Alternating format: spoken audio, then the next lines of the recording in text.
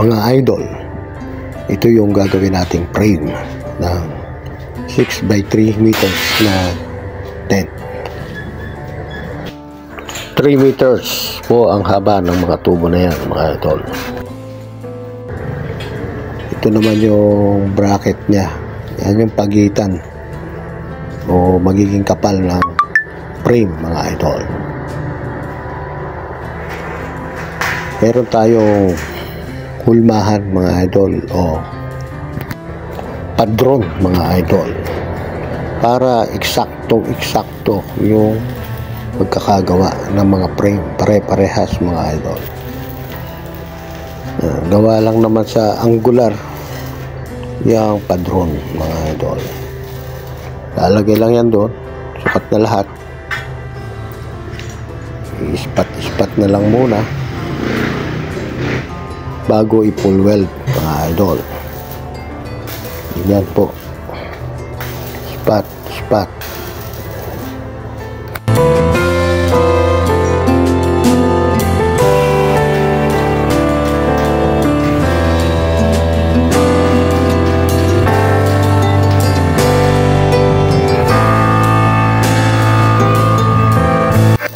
Sukat na po lahat yan, mga idol, kaya hindi na mahirap gawin.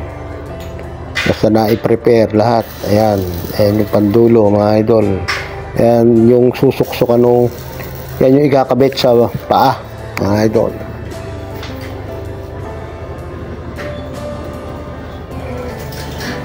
Tapos babalik na rin lang.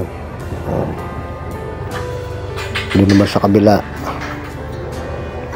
So sukat na sukat yan, mga idol. Pare-parehas ang magiging sukat yan. Yan. Tatlang ulit. Papasok sa padron. Hulmahan na siya.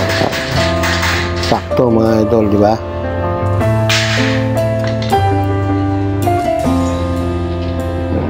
Kakabit yung bracket.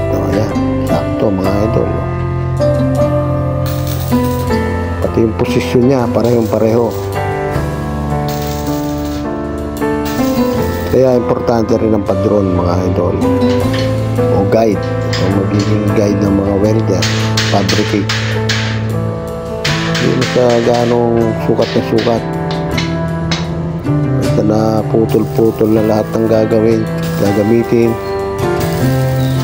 Welding na ng welding yan, mga idol. Tuloy-tuloy na.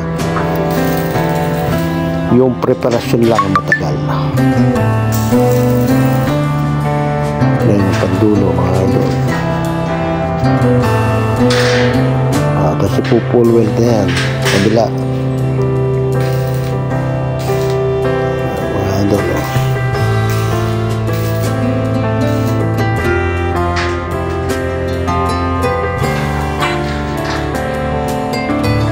Ayos, mga idol. Tapos na isang frame. Yung iba naka-hilera na doon.